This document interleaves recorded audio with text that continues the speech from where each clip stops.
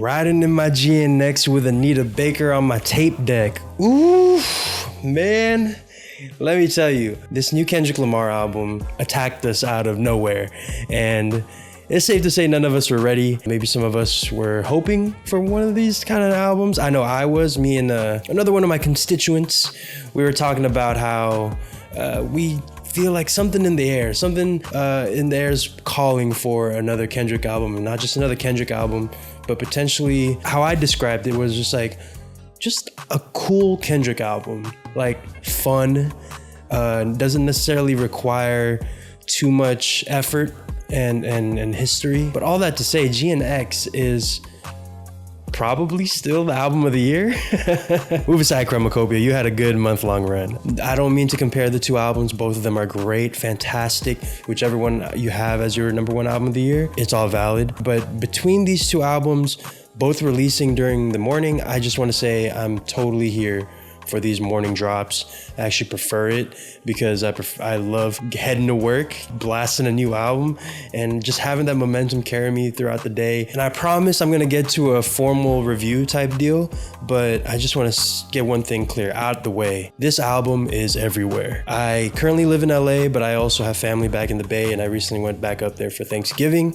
And I just want to say, California is so up right now. The West Coast is so up. This album is getting maximum play. I was in San Francisco just walking around, and all of a sudden someone was doing donuts all around, blasting TV off. And you know what? That's where I want to start off. This is so West Coast. This is the most West Coast album that I think Kendrick has ever put out. Hey Now, Peekaboo, TV Off, three very, very hyphy songs. And in case you're not from the West Coast, hyphy is a slang term used in the Bay Area. It's a movement, it's a vibe. If you don't know what hyphy is, it's essentially this perfect combination of being cool and laid back, but also just being too hyped, too turned, all that stuff. If you want to get put onto some other West Coast hyphy records, please go ahead and check out La Russell, Malachi, P-Lo, E40, obviously. Then you start going into the greats. Yeah, E40, Too Short, Mac Dre, of course, Feeling Myself. Go ahead and check out those records. But coming back to this, I think it's just so amazing to see Kendrick almost earn the ability to make these West Coast records, you know? Like, yes, Good Kid, Mad City had a lot of G-Funk elements to it, had a lot of those sound textures.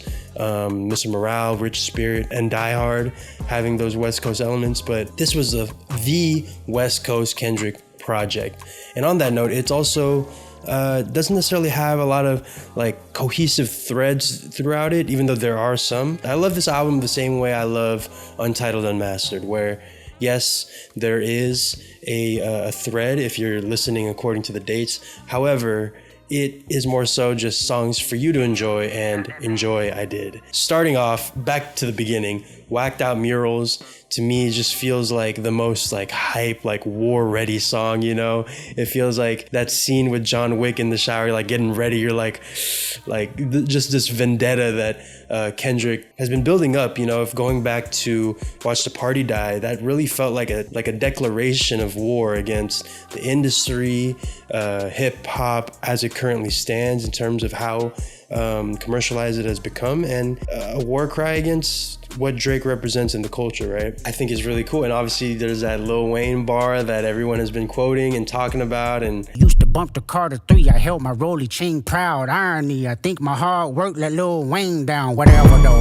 Me personally, I think that is a warning that Lil Wayne should heed, and just keep in mind, I wouldn't get into a beef with Kendrick Lamar in this current state he's in, which is, he's insane.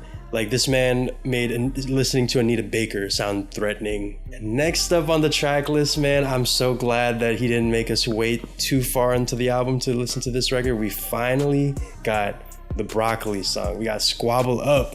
Yo, put this song on and just try not to move. It is literally impossible, man. Take me, I played this album during Thanksgiving, and everyone was moving, everyone was bopping their heads, no one was not having a good time, if that makes sense.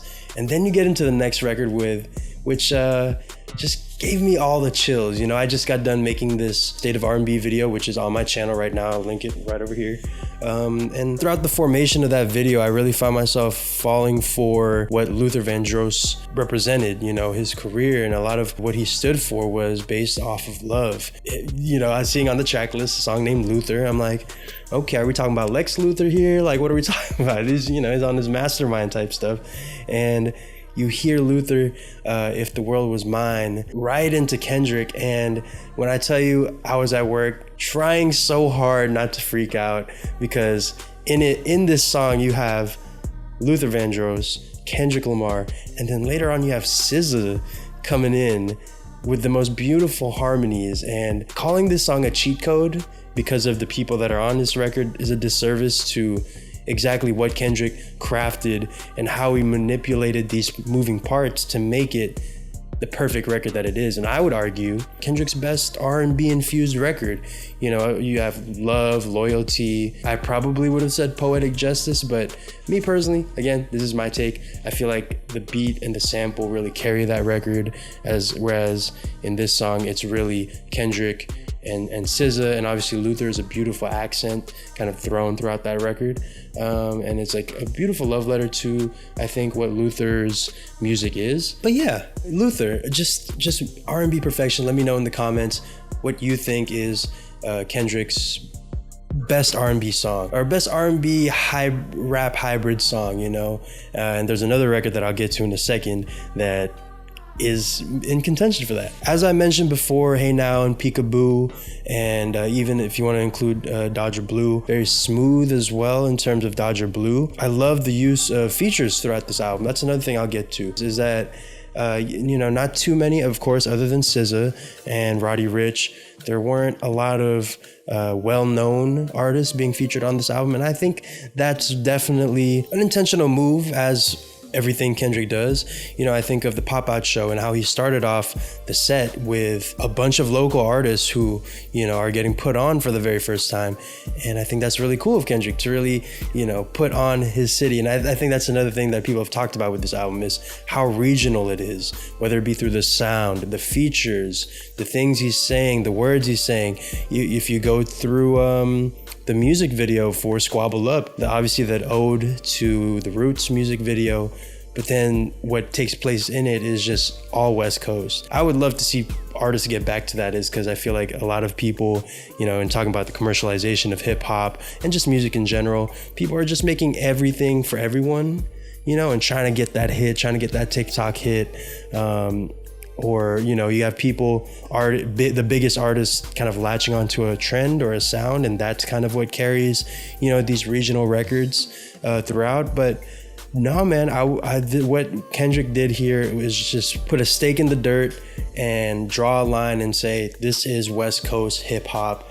Love it or hate it, but good luck trying to hate it, kind of deal, you know what I mean? Now, Reincarnated is one of the most powerful records on the album, and I would argue even in his whole discography, and I think it warrants a bit of a deep dive, so let's get right into it. In some ways, I feel like Reincarnation is a bit of a cultivation of the entire journey Kendrick has taken up to this point, which a lot of people have said the flows, the sample used definitely meant to channel Tupac. And I think of that line from Tupac's last line from To Pimp a Butterfly. Because the spirits, we ain't even really rapping, we just letting our dead homies tell stories for us. However, this also calls back to a vision that Kendrick had that he kind of delved into on Homegrown Media regarding a vision he had of him talking to Tupac. A real situation where I was asleep one night, man, and his blur like a silhouette, and he basically said, keep doing what you doing, don't let my music die. Shit scared the shit out of me. Straight up. Real shit.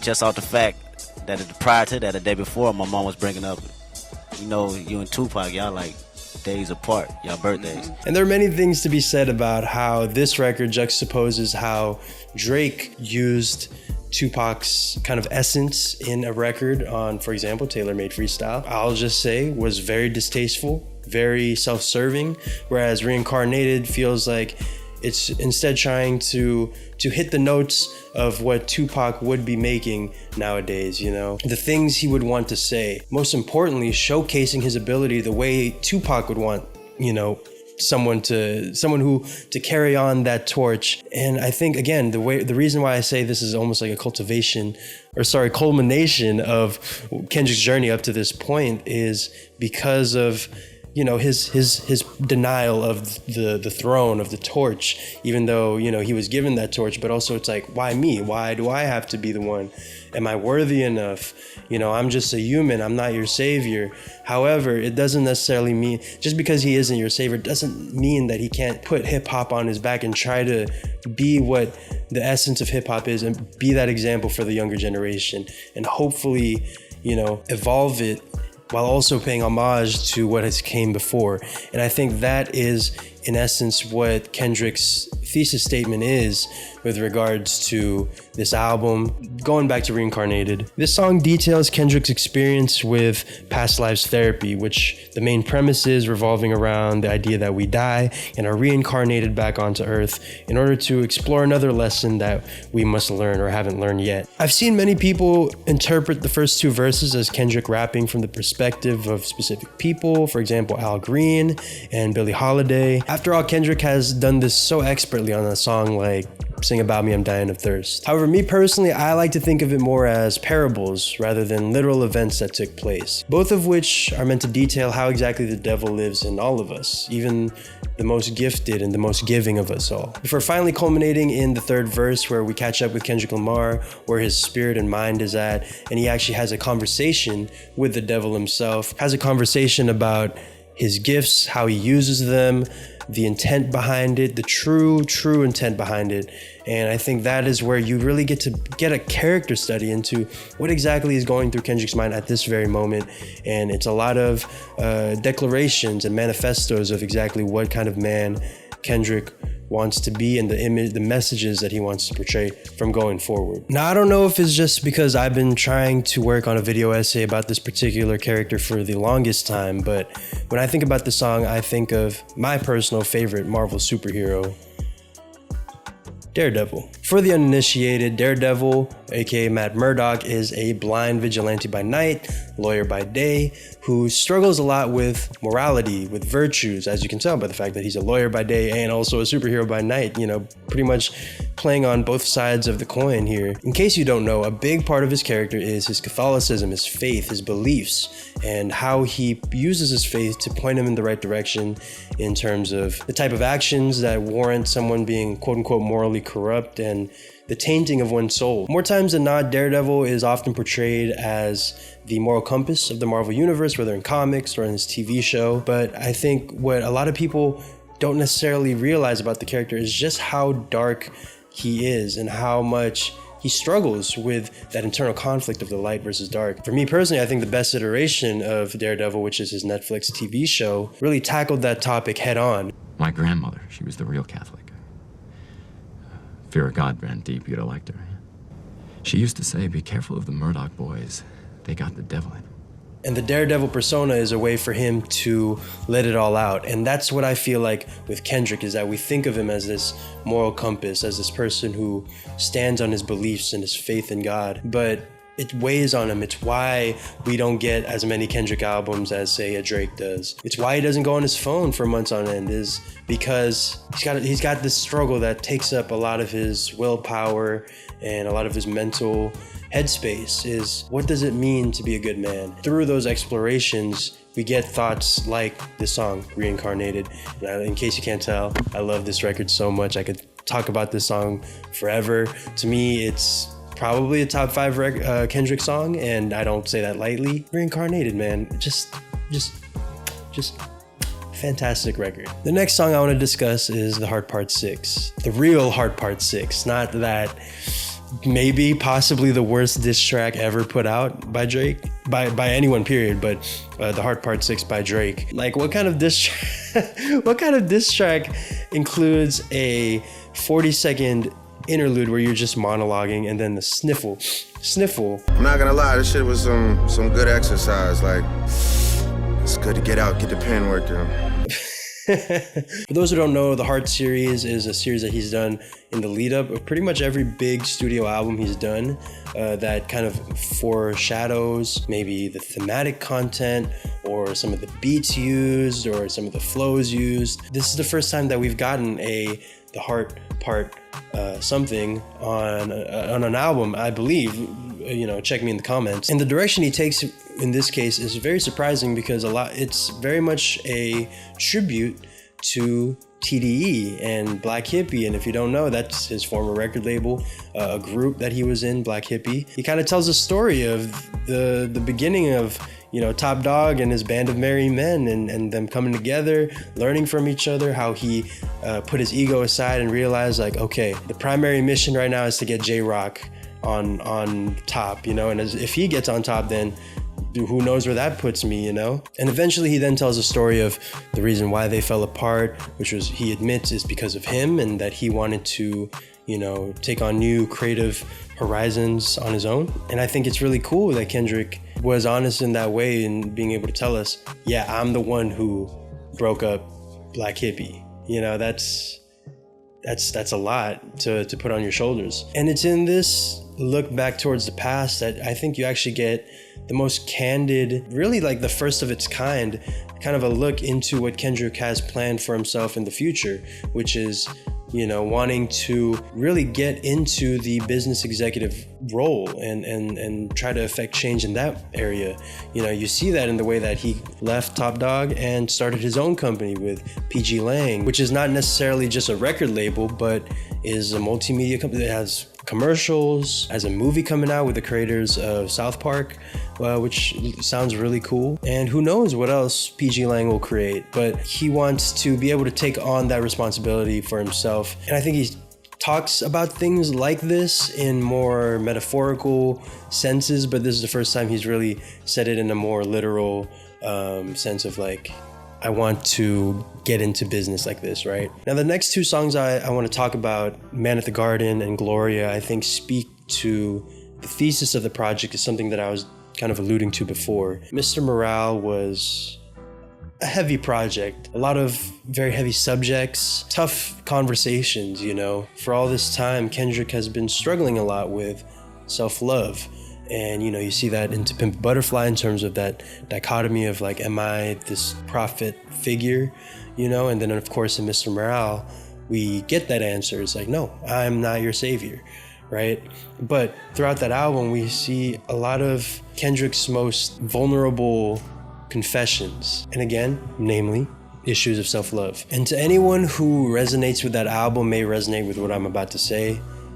When you struggle to love yourself, it's really hard to then pour yourself into things that you love. Even no matter how much you love it, it's still so hard to give of yourself when you're already running on E and do not have that sort of self-worth, And I think you see that with Mr. Morale in terms of like, as well-crafted and as dense as that album is, it almost feels like music is simply the vehicle used to tackle those sort of topics. Fast forward to GNX, and I feel like there's an energy within that album that feels reinvigorating because possibly it feels like, on my end, how I interpret the music, Kendrick is reinvigorated, and you see that in the songs that I mentioned, Man at the Garden and Gloria. Man at the Garden is this beautiful proclamation of self-love and self-worth. I deserve it all. And very powerful in that way. And then you go to Gloria, which is another proclamation of love for writing. And it's done so beautifully in that it is in itself a whole metaphor about a relationship, one that it can be toxic at times, one that grabs our attention and doesn't let go. And sometimes we want it to let go, but we just can't get enough of that kind of love, right? As he says, as soon as I touch you, as soon as I put my hand to the pen and the pen to the paper, I'm all in love again, and I realize just how valuable you are in my life. And I think that is what we're seeing with GNX, is just Kendrick falling in love with music again and with himself, and I think that's really beautiful. Now look, I like to think of this video as a bit of an epilogue to the Kendrick Lamar Moments video I did a while back, which has gotten so much love. It fills my heart, And I just want to take this time to say Really appreciate it. Every single one of you guys who has watched that video, it's a long one, has left a comment, you know, anything. I appreciate you from the heart of my bottom. And so that all begs the question, what did this moment, this GNX moment that we're all currently sitting in, what did this all represent? Some call it a victory lap for what Kendrick was able to do with the Drake feud and, you know, a victory lap for the West Coast. Some have called it a bit of a preparation for what is surely going to be an amazing, electrifying Super Bowl performance. You know, having records like this in your back pocket doesn't hurt to have to get the house jumping. Some have even called it a bit of a prelude to another album coming up, which I am not going to put too much stock in. I was there for the Damnation Theory and the Blue Album and all this stuff. I was there for that. If you were there for that, you were right there with me in terms of like, I'm not even going to set myself up for that. But there have been some really interesting theories regarding that. You know, obviously the snippet he posted not necessarily being on this album, which is interesting. But I digest. To me, this album is a love letter to the West Coast, to himself, to Luther Vandross, to women, to DJ Mustard.